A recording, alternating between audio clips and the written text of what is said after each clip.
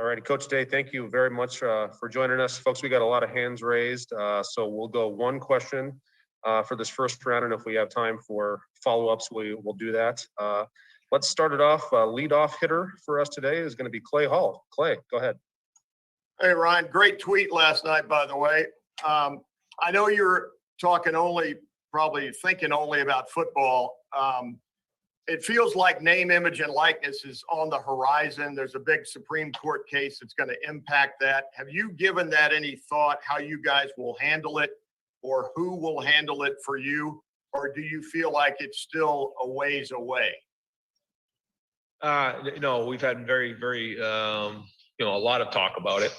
And I think there's uncertainty right now of where in the spectrum of where this thing lands, that's hard a little bit to plan too much going forward. There's kind of a wide open thing, and then there's some restrictive things, and there's somewhere in between. So until that works itself out, we're kind of in a holding pattern, other than, we're really, putting things in motion to make sure that, we're ready to roll. We're ready to help our guys in this space, because certainly Ohio State, with the amount of exposure that these guys get and the amount of interactions we get on social media, there's going to be unbelievable opportunity for these guys in that area. So, we're going to kind of wait and see when the ruling's made, and then we'll start to implement, our support for these guys. In the end, we can't provide anything for them other than support and education. But certainly there's going to be a lot of opportunity for them. Okay, thanks. All right, we'll go next to Nathan Barrett from Cleveland.com. Hey, Ryan, can you kind of assess where Cade Stover is 1 year after this change he's made to tight end, and how close he might be to having a real role in the offense? Yeah, he worked really hard this past year, but he's like a lot of these guys that didn't have a spring last spring, didn't have much of a preseason, and then played behind Luke and Ruck last year, so didn't have a lot of game experience. But this is a big spring for him. This is the time. I mean, he's got to really step up now. I think he's poised to do that. He's had a good off season. So now, we'll see how the spring goes, but we're excited about what we see. All righty, next up, Rob Aller, Columbus Dispatch. Oh, Rob, can't hear you, man.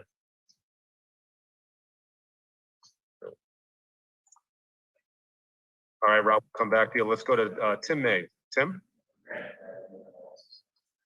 Just joking. I was just moving my lips. Hey, Ryan, last week, Taraja Mitchell admitted that he dealt with some performance anxiety problems or, challenges in the past and stuff. And basically, it wasn't just that he admitted that and felt like he admitted it, but he also was able to get, help from that, help for that. And I'm just wondering, how much does that show you how far you guys have come along as a program and maybe as a sport? And I know you've pushed for those kind of issues that a guy not only can admit it, but can get treatment for it right there within the program. Yeah, Tim, thanks for bringing that up. I think it's really strong statement by him to talk about that. It shows his security and who he is as a person. And I think that's a strong statement, and it goes to show you that a lot of these guys suffer from that. But the fact that he's able to communicate it, ask for help, and we do have an environment here where it's talked about a good amount, that you have physical health and you have mental health. And if you're spending a lot of time on your physical health but not your mental health, you may have an issue. And so we talk about that all the time. We have support here, and it's recommended. And I've talked to the guys before and explained to them that I've spoken to people before. We all need to work on it, and for him to not only ask for the help, but then feel confident enough to speak up and explain that he went through that. Hats off to him, and hopefully there's other people out there that hear that and are willing to ask for help. Thanks, man. Yep. Thank you. All righty, Rob, you're up. Can you hear me this time? Got you, brother. All right, great. It's a whole new ball game, Ryan, with quarterbacks. Can you just run us through some of the key differences and challenges between having a new guy that's never thrown a pass in a game and, say, a Justin Fields returning? From your standpoint, how do you handle that? What do you do with these guys? Yeah, I mean, the first thing is there's just not game experience. There's not a lot of practice experience. There's not a lot of snaps. And because of that, It's like when you ride a bike, you don't just jump on a bike and start riding, you fall down some. And so there's going to be growing pains along the way. And you just have to be willing to work through those. Justin had his, Dwayne had his, Joe had his, JT had his. I mean, every quarterback has their things that they work through. What you like for them to learn through a couple of years in the program. And then by the time they get on the field, they've kind of worked through a lot of those things. Well, today's day and age, we don't have the luxury of doing that. So, these guys are going to kind of, jump 2 feet in the pool, and they just got to go and learn how to swim quickly. But like we talked about before, they're going to make mistakes, but how quickly can they learn from those mistakes? If we start to see the same mistake twice, then that's going to be an issue. And then how well do they prepare? How well can they solve the issues of the day? And I think that's so much of being a quarterback. And, when you look at the greatest there are in the game, maybe they're not the most talented, but they're certainly the most skilled and disciplined. And that's what these guys are working on now. You've talked about this before, but is that to Tony Gerdeman, Buckeye Scoop?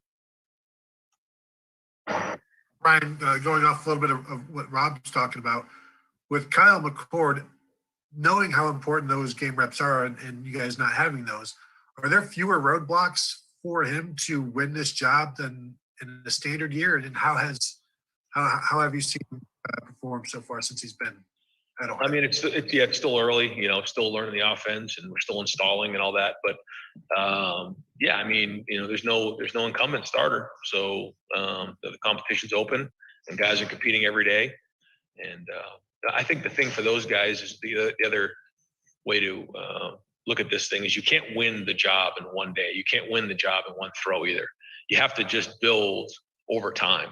And that's important to understand, because I think it's easy when you're young to try to force the action and try to win the job. And that doesn't come that way. It comes over time with just a body of work, and that body of work's being built. All righty, next up, Bill Rabinowitz, Columbus Dispatch. All right, about the quarterbacks, has enough time passed that you can give at least kind of first impressions of each of the three guys and what they've impressed with and what they need to work on? Yeah, I mean, not really. I think they all share that they're still doing some things for the first time. And we're still on first and second down. We start installing third down on Wednesday. And then we can start getting into move-its and situational things. So they all throw the ball well. The ball comes out of their hands well. They still need to work on consistency in those areas and the different things fundamentally and technique-wise throwing it that makes them more consistent. But they certainly all throw it good enough. Now, decision-making, timing, consistency, vision, anticipation, those are all the things that come into play. And then in the end, who takes care of the ball? The guys who turn the ball over aren't going to last very long as a quarterback at Ohio State. So, those are the things we'll have to figure out. But yeah, I mean, when you just watch them go out there and throw the ball on air, I mean, they all look the part and they all throw it really well. But now who's going to run the offense and be a leader? Because in the end, that's what quarterback's number one job is, being a leader. All righty, we'll go next to Whitney Harding, WCMH.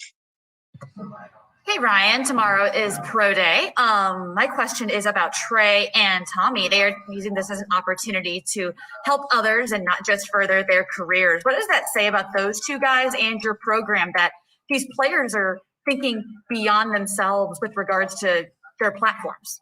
Yeah, I think that it's something we talk about in recruiting, is the platform that Ohio State provides, and the fact that, they obviously, their values of compassion and giving back and generosity is significant and enough to the point where they're giving back already. And means a lot to a lot of people and goes to show you what type of people they are. But that's why we talk about it in recruiting, and we encourage that.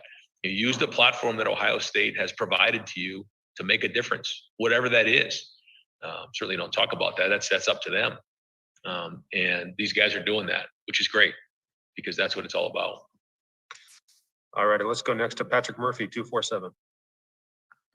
Ryan, you've talked in general about the young cornerbacks. I'm curious, specifically Legend Cavazos, where he stands, what he needs to improve on, just kind of your assessment of him now, a year into the program. Yeah, I mean, he flashes. He's done some good things early. I mean, consistency is something that I know that, we're looking for with him, and the coaches on defense talk about, because he does flash and show that he can do it, but he needs to do it all the time and continually, get better in those areas. The good news for all those guys is they're going up against really good competition every day, with Chris and Garrett and Jackson and Jamison Williams and, some of the guys over there. So it's a great challenge for them. But it can't just be, one or two plays. It's got to be consistency. And as you know, when we start playing against some really good players in our league, and we got to bring it every time, and we're going to continually get challenged out there. So cornerback is a unique position. You have to bring it every play, and you have to have a short memory, and so those guys are all competing at it, and they're growing, they're getting better, they're given good day's work every day. So as long as they keep stacking those days, they're going to continue to get better. All righty, next up, Bill Landis from The Athletic. Hey, Ryan, I wanted to ask about Lathan Ransom. I guess two things. One, what do you recall about the end of his recruitment and some of the uncertainty there with Jeff leaving and some of the challenges that presented? And then two, what did he do last year to get on the field as a true freshman in a season where guys didn't have, as you said several times, like the normal buildup that you'd like the freshmen to have? Yeah, I mean, he really came on for us and played well, especially in the semifinal game against Clemson. Really competed. He showed that he could do that in practice. And so because of that, he had an opportunity to do it.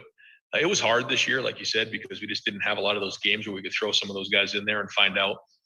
So when he was in the game, he hadn't done a whole bunch leading up to the end of the year. So to see him play like that was very encouraging. And the recruiting part of the process, he never really wavered. He was always strong, and we had the communication that we were going to continue to stay with the same style of defense and how he fit into the defense. And he committed to Ohio State, and he's got a really, really bright future ahead of him. And I'm really excited to see him play this season. Thanks. All righty, next up, Brendan Gulick, Buckeyes Now on SI. Hey, Ryan, sticking with the pro day theme for tomorrow, I'm curious what kinds of things guys that are not participating in the pro day because they're still in your program, what kinds of things they can learn from having that experience on campus, and how, with so many of them, I assume, hoping that they can be in a position someday where they are, trying to showcase themselves in a pro day. Just what tomorrow's experience for their former teammates can be like to maybe help them prepare for that moment. Yeah, I think the first thing you recognize is that it's going to be here faster than you think, because these guys that you grow up watching in the NFL, they kind of seem like you look up to them and you watch them, and it's like, wow, that seems like miles away. And then some of the teammates that you played with a few months ago are now going to the NFL and going to the draft. So you realize that it's right around the corner, and that you have to have urgency about you, because they're going to be in that same spot here soon, and they're going to have that opportunity. And so, to maximize the day, and I think it brings urgency about them. I think the second thing is you realize, how well these guys, when they leave and they go with some of these people, they really do a great job with their diets, and they come back looking leaner, and you can just see that they really look the part. They put a lot of time into their bodies, and so much of it is their diet. So I think when you see that, and you combine that with the urgency, it's a good thing for those guys to see, and they'll be out there watching tomorrow. All righty, we'll go next to Jeremy Birmingham, Leonard Monroe. Ryan, we're about 13 months into this recruiting dead period, and it finally looks like there's at least a light at the end of the tunnel. And then you start to see now a lot of programs around the country are maybe loopholing their ways into ending it prematurely. And I'm just wondering, from your perspective and the program's perspective, how frustrating is that to know that you guys have waited this long, and then to see sort of rules being skirted? And what's the pressure to try to maintain or keep up in that environment? Because it kind of feels like a wild, wild west right now. Yeah, it's been hard for the recruits. It's been hard for us. And I know it's been hard for their families. And people are dying to get on campus, and but we're in a dead period right now, and we're always going to do things the right way here, and if there's people out there that aren't, then shame on them, and if recruits want to go to a place like that, that is going to go bend the rules. If that's what's going on, then more power to them. But that's not how we're going to do it here. We're always going to do things in a first class manner and be above board with everything. We are dying to get these people on campus and be around them and host them on visits and have meals with them and laugh with them and look them in the eye and show them our culture. That's the biggest thing is to see our players and see what's here. So that's been hard for all of us. But in the meantime, we're going to take the high road and do things the right way. And I think that our recruits and our families respect that. And hopefully that's what they want to be a part of. Thanks. All right, we'll go next to Doug Lamarice, Cleveland.com. Ryan, you've been asked about the quarterbacks a lot today, and obviously, guys, you said they all look the part, throwing the ball and that kind of thing.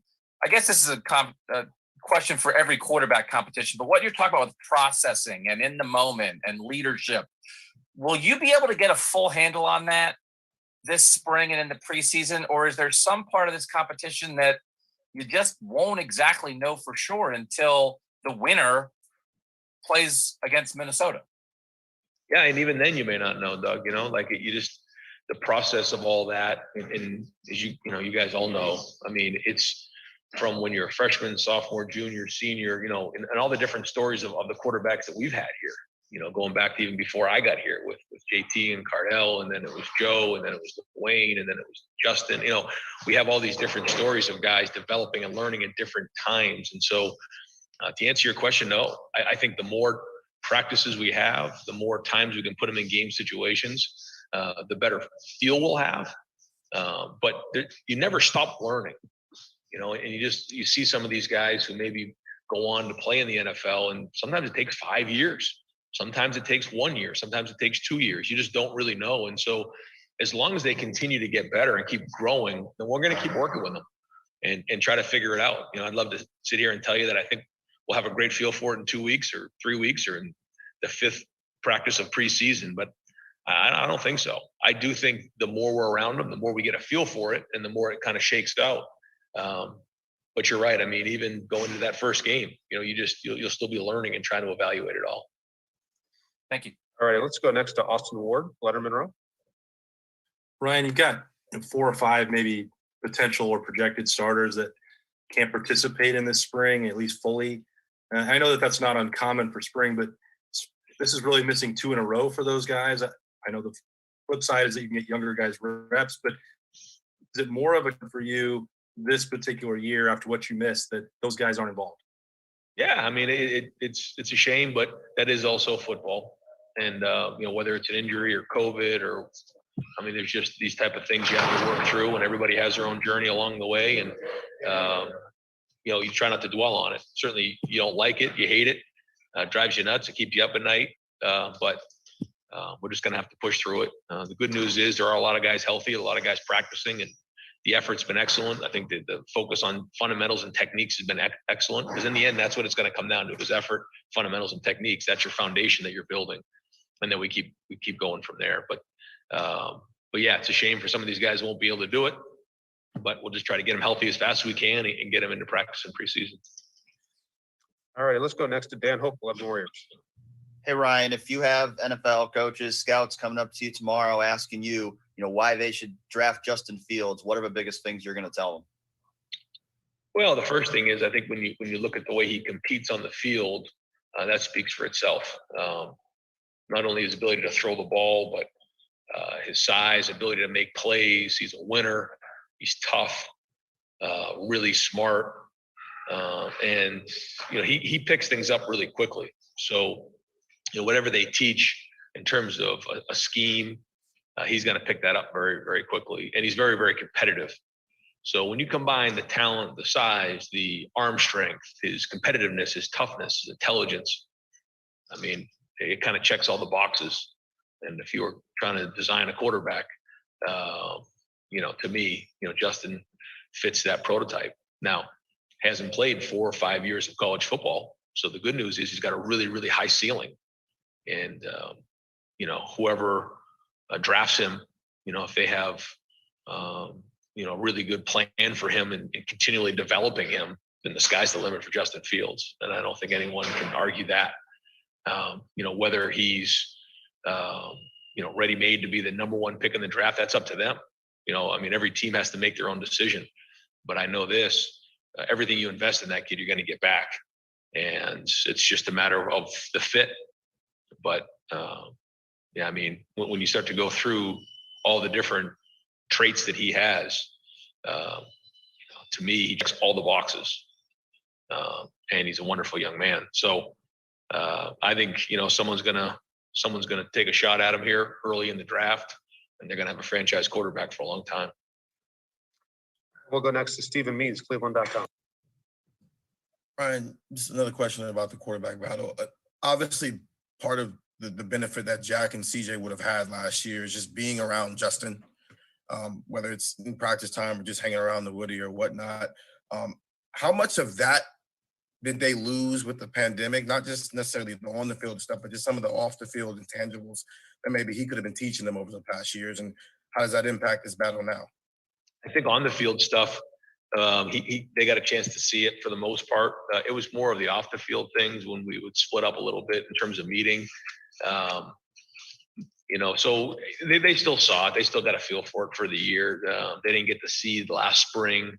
They probably didn't get to see a whole bunch, in the off season. They did see mat drills last year with Justin was awesome. So they got a good feel for it. I wish there was a couple years in a normal year where they could have been around it more to learn more. But they did at least feel it a little bit this past season. All right, we got just time for just a couple more. We'll go to Adam Rittenberg, ESPN. Yeah, Ryan, I'm just wondering, with your recruiting efforts, where do you see that impacting the roster the most as far as areas or groups of guys that you see being able to play right away and make an impact? You talking about in the next year's class? Yeah, well, just the collective recruiting you've had, maybe the past class and the year before. Where do you see that maybe helping you guys the most here this coming season? Let's see. There's three receivers just came in mid-year. Those guys are going to be in the mix. Two young running backs that both look really, really talented. I think those guys have a chance to get on the field for us. I would say certainly the quarterbacks, they're young. And then the D-line, we'll see with the D-line. In the secondary, some of those guys are here. Some of those guys are getting here this summer. So it'll be interesting to see who of those guys can get on the field because, like you said, that's a position where we could use some depth there and use some guys getting on the field. So that'll be fun to watch some of those young guys certainly in the secondary competing. I will go next to Heather Dinich, ESPN. Hey, Ryan, what do you hope this fall looks like after going through the year that you did in terms of playing in a pandemic? What can't you wait to get back to normal? What do you really hope this season looks like 1 year after the pandemic? I hope it looks as normal as possible, staying safe. And I know that the vaccines are now available for all of our players here, this week, and those guys have to sign up on their own to get it. But I know it's available for all of our staff, and so that's exciting.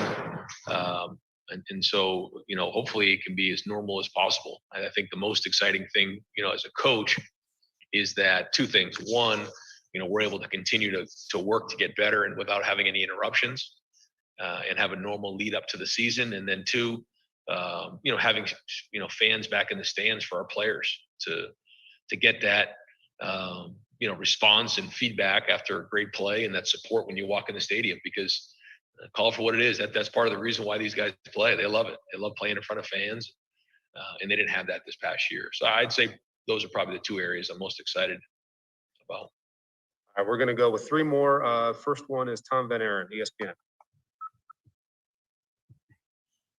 Hey, Ryan, to go back to the question about the dead period in recruiting, when that dead period is lifted, what do you see recruiting in person looking like for those first few months? Do you plan on testing recruits that visit? Are you going to have smaller visit groups? And then is there anything different that you guys might do to try to get caught up in evaluations? And how are you preparing for that? Well, we're waiting to see. There's really not much we can do preparation wise other than talk to the recruits and their families about coming to visits if it does open up here in June. I think there's going to be some restrictions on how many people we can have in. You're talking about a year and a half of people who haven't been on campus. That's really 2 classes that haven't been here. So they're going to be coming over the walls. And so we're just going to have to be smart about all of that.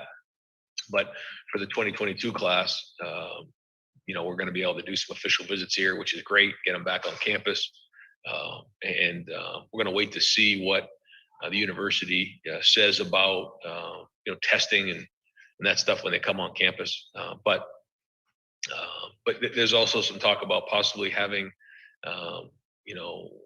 whether it's camps or even in-person evaluations here when they get here. So we're waiting to find out and get some direction on what to do. And then at that point, we'll kind of go from here. But it's kind of like hurry up and wait and see what's going to happen here. But we have some contingency plans in place.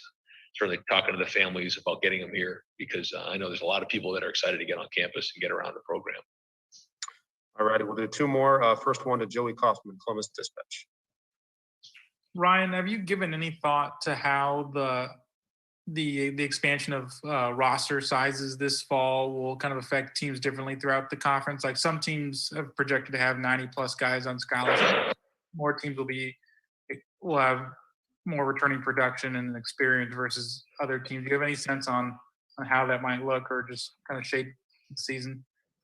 Yeah, I mean, there's still restrictions on the travel squad and how many guys can you actually play. So I think there's going to be some teams that, will probably have some more 4th and 5th year seniors, and that'll be significant.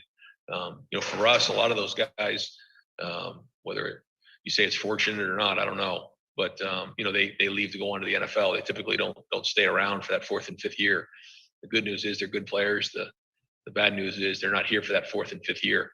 And certainly the 4th and 5th year guys that are in our program, really they bring the leadership and maturity that you need to make championship runs. And so we try to really foster their leadership, and so the more of those guys we can have around, the better for us. So we certainly want those guys around, and you can't play all of them. NFL rosters are right around 53, and then have a few travel squad guys or practice squad guys, and then for us we're at 85. So getting north of that to 90, I don't think it's going to really make a difference in the end, other than the fact that there's going to be maybe some more 4th and 5th year guys on some rosters and some more veteran leadership, I would think. All righty, we'll wrap it up today with Steve Hellwagon, 247. Yeah, Coach, I'm curious about your center position. I know Harry Miller sounds like he's not practicing, and who's repping there? And when you build your offensive line, you have the 2 tackles back and Miller, but are you starting at center and building out from there, or are you looking for the best 5 guys, or what's the rationale? Kind of a 2-part question there. Yeah, we're looking for the best 5 guys. That's for sure. And whatever that looks like, we'll try to make that work. We've done that in the past. Repping right now at center is Matt Jones, Luke Whippler, and Jacob James. We can easily, when Harry gets back, he can move into center. We have some other guys taking snaps along the way that can do it as well. So we'll look for the top, like you said, the best 5 guys, and then we'll try to make it work from there. And so far, I got to give Matt credit. He's done a nice job in there. Done a really good job, and hasn't really done a whole bunch of that leading into the season. And then I think Luke's had a pretty good off season. He's gotten stronger, so that's been great. As another guy who really needs a spring. And then I got to give Jacob credit. Jacob really did a great job this off season, growing up and getting stronger. Still a long way to go for a lot of these guys, but steps in the right direction, and that's what spring ball is all about. Thank you. All righty, Coach. Thank you very much for your time. Appreciate it today. Thanks, guys.